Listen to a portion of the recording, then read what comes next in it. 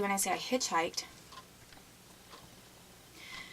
I was at this apartment complex, I packed my suitcase, and I had already made contact with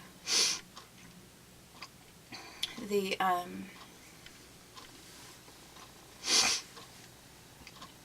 had already made contact with this place on the East Coast, and I thought, well, maybe if I go in person and show up, maybe someone will see me and they'll be nice and they'll let me in and possibly do something to help me.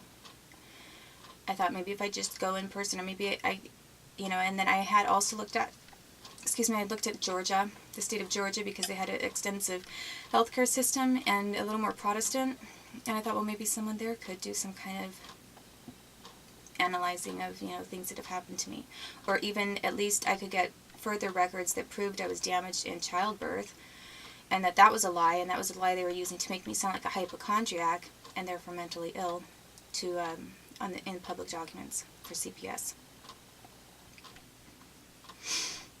So after that, I went to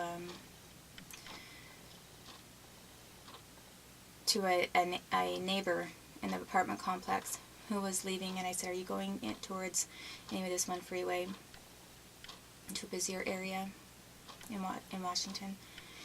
And he said yes. He said, and I said, well, could I get a ride with you? And he said, well, I can take you as far as such and such a place. And so I basically just left right then and there, and it was specifically, it wasn't impulsive in the sense of I just did some weird thing, got in a car with a stranger. I mean, I already knew which area would possibly be able to help me, if anybody could, in the United States. And I knew that Washington State was a hellhole. And Oregon hadn't been very much better. I had left Oregon I had gone to Washington to get out of Oregon and things that happened here.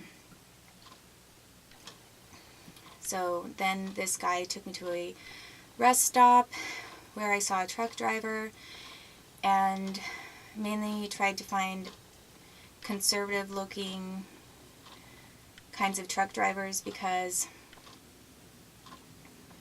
I didn't just trust anybody just driving on the road, and I thought, well, if they have to be licensed for a business and take people somewhere, their business is going to know that I'm there. And it's easier to track them and harder for them to do something weird to me. So then I got to New Mexico, and then things got kind of weird again, and I ended up taking a 1-week stop over there, which I will talk about next. But I basically had stopped there to figure out, how to get to the next place.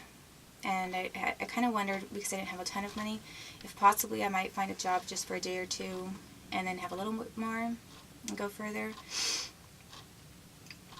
But I spent about 1 week total, and then knew I had to keep moving over to the East Coast. But I met some people first, and then I'll talk about that. But everything that I have said about the courts and these different judges and the felonies that they've committed, and it's a felony to not enter documents into a record or to take them out of a legal record. It's a United States felony. It's a violation of one of the USCs, and it carries like a sentence, a jail sentence, and a monetary fine. And these people were just from one to the next. Judge Lipscomb, who was Catholic, then Gerald Warren, who was Catholic, and then I had some weird problems with Nancy Harmon, who was Catholic, and whose husband was an officer. I thought there was a conflict of interest with Nakata.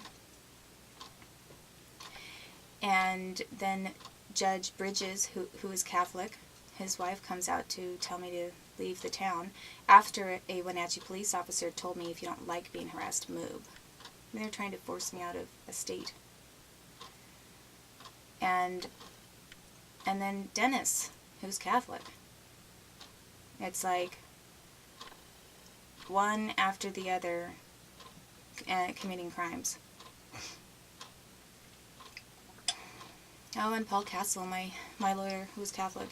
You know, at that point, because all of them are Catholic, I just thought they hate me because I filed this lawsuit against their church. And maybe that's why they hated me. Maybe they hated me for other reasons. It really doesn't matter. Maybe they just hated me more because they were friends with the other judges and they went to the same church. But regardless, they all broke the law. And when has the FBI ever investigated public corruption? What have I seen in compensation for anything that's ever been done to me? I've never, ever had anyone do anything that they're supposed to do that's involved with law enforcement. Because all this time they just wanted to assault me, allowed me to be assaulted, tortured me, tortured my son, kidnapped my son, colluded with international people. And then, oh boy, let's not torture her. She's going to get married now. What kind of a whack job is running the Intelligence Committee? What kind of a frickin' whack job is pulling all these strings that don't do anything good for the United States reputation? I mean, these people care that much about the United States that they don't care what I say about the U.S. I mean, it's almost like they think it's funny when actually our entire country is starting to look like this whole weird caricature thing that I just did with throwing things around, throwing out the law, and holding a tomato to my nose for a clown nose. That's basically how the United States is showing up.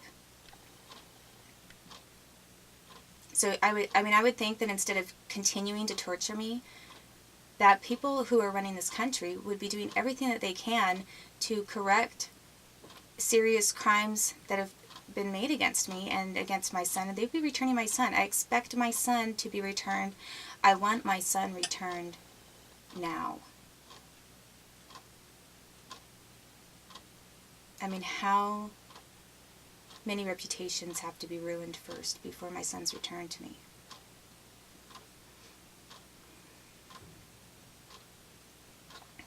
My son was illegally taken. Everyone knows it. And there is no appeals process. You don't torture somebody and then say, go ahead and appeal. Bzzz. Go ahead and try. Bzzz.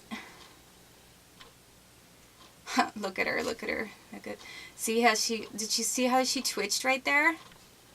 Did you write that down? I mean, this is like this frickin' psychotic kind of attitude that this country has. Go ahead and appeal now. Did you get that out to Watson? Bzzz.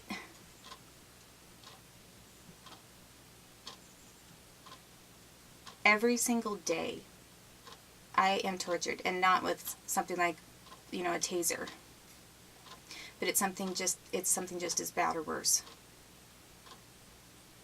And then I just got my mail after asking for my medical records from the University of Utah Hospital, where they did this surgery of me and put microchip implants into my body. Out of my entire surgery and being there in 1995, they gave me one CT record, 2 pages long. And I just wrote to them and called them and asked them, where's the rest of it? They told me that the woman who gave this to me, I said, what's the title of the woman who gave this to me? And they said her title is Abstractor. I mean, it's like they think that's a hilarious joke. They give me a little abstract, little scientific abstract of my entire surgery and file that hospital has. They don't want me to have my hands on my own medical records because they knew that I was starting to figure it out, which is why I believe this quote-unquote Jack Mormon, Shannon Borg, and her Canadian partner decided to steal my medical records that I had from the University of Hospital, because I had actual radiology films, and I also had the actual some of the actual reports. And I think they figured out that, you know, she's going to find out about this microchip thing. It's not too far away. And they didn't want me to have the names of those doctors and those individuals who were responsible readily available, because then I'm going to trace that and I'm going to find out who's connected to who.